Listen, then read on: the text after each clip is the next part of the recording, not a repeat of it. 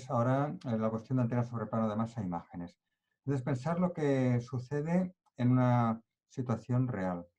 Tenemos una antena que se comunica con otra, en este caso con la antena de un satélite, pero tenemos una serie de objetos a su alrededor. Tenemos edificios y tenemos el suelo como principal. Aquí tenemos otro ejemplo de una antena que se comunica con aviones y tenemos pues también el suelo y otras cosas, ¿no?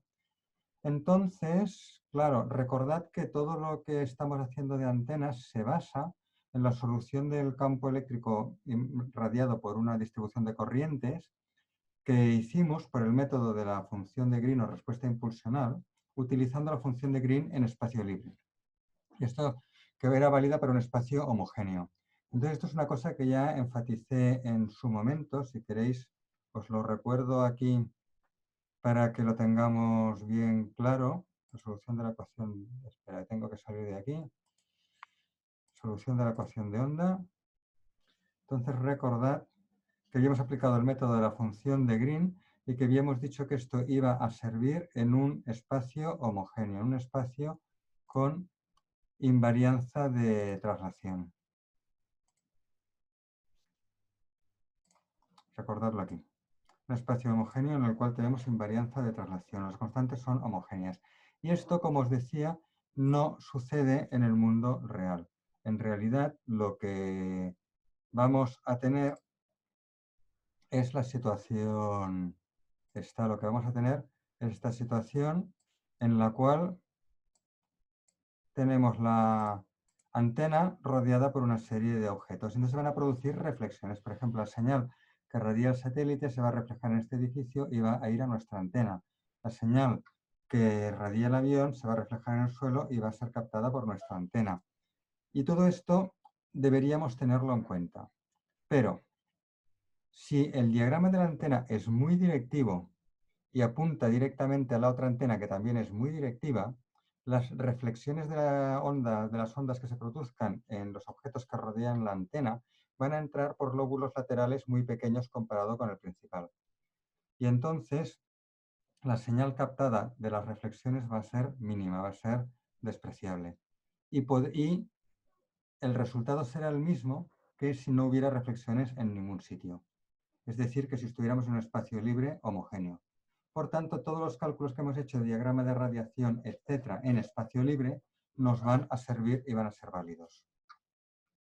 Sin embargo, cuando tenemos antenas que son menos directivas, por ejemplo, la antena esto es la torre de control de un aeropuerto que se comunica con aviones, entonces, claro, esta antena tiene que poder comunicarse con aviones que están volando por encima de la torre de control y en aviones que están volando, que están aterrizados en el suelo cerca de la torre de control.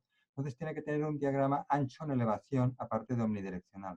Pero si el diagrama ancho en elevación va a recibir igual la señal de un avión que está en el suelo que la señal de un avión que está volando más alto, pero se refleja en el suelo y entra en la misma dirección que la señal del avión que está en el suelo.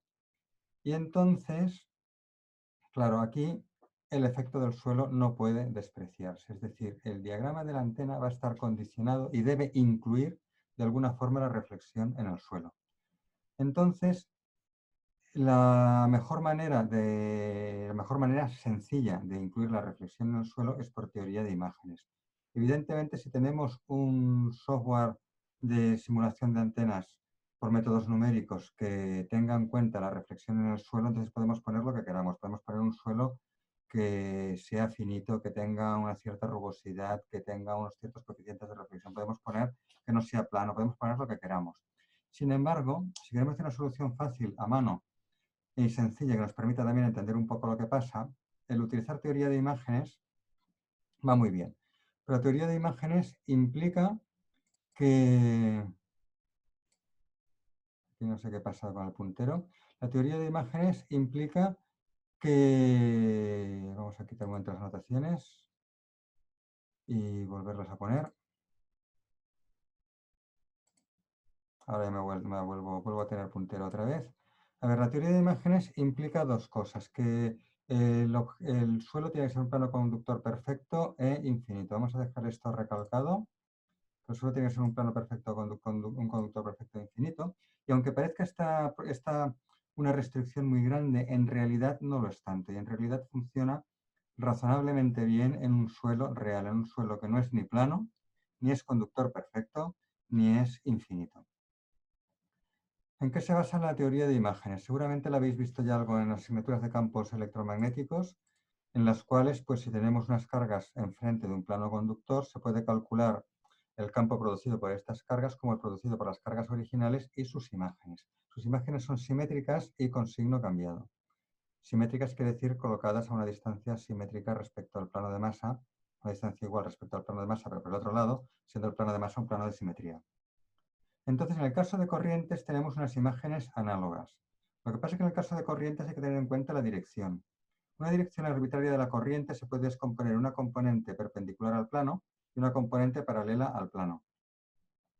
Entonces vamos a hacer el análisis por separado para las componentes perpendicular y paralela al plano. Cualquier otra, repito, se descompone entre las dos, se hacen las imágenes de las dos componentes, luego se combinan las componentes vertical y horizontal de la imagen. Entonces, la imagen de una corriente perpendicular al plano es también perpendicular, simétrica y en el mismo sentido, es decir, en fase, con el mismo signo.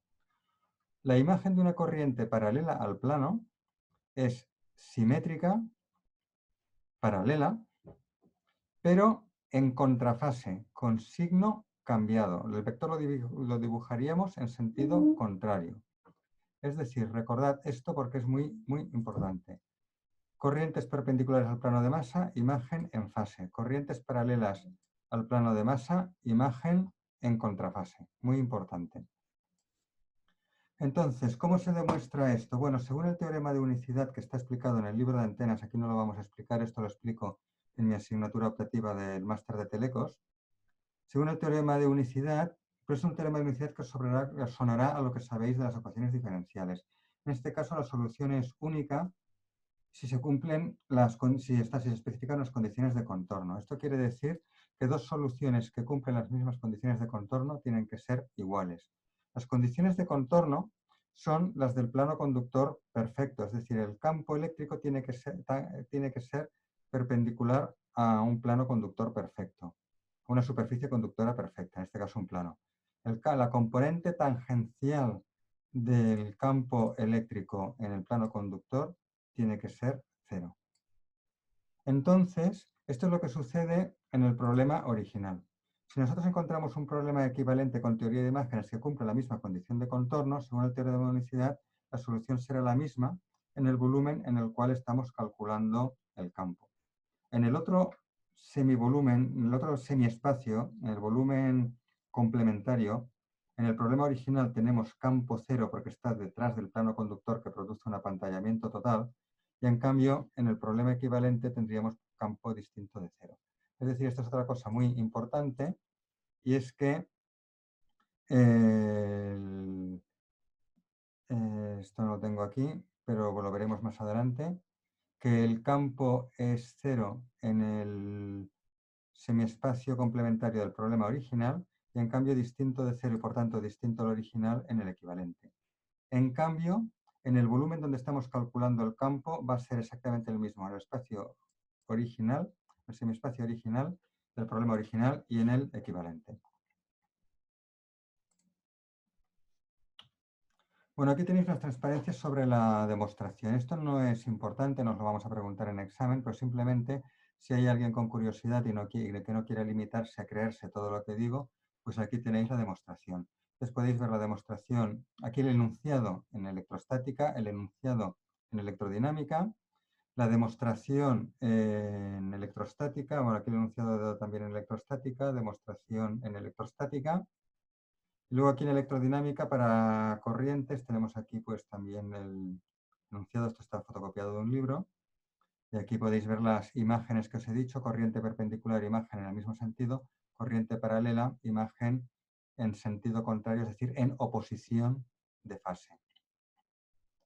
Y aquí tenéis una demostración así un poco gráfica, como el campo suma de producido por la corriente original y de producido por la corriente imagen es un campo perpendicular al plano, con componente tangencial al plano, paralelo al plano cero, y por tanto es un campo que cumple las condiciones de contorno debe cumplir.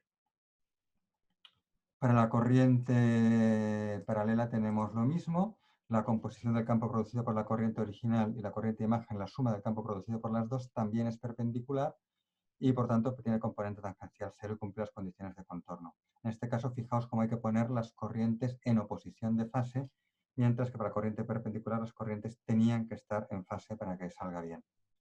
Y aquí tenéis una prueba ya más matemática. Aquí tenéis una prueba, una demostración ya con ecuaciones en la cual se demuestra lo mismo. Dura 3 diapositivas la demostración esta.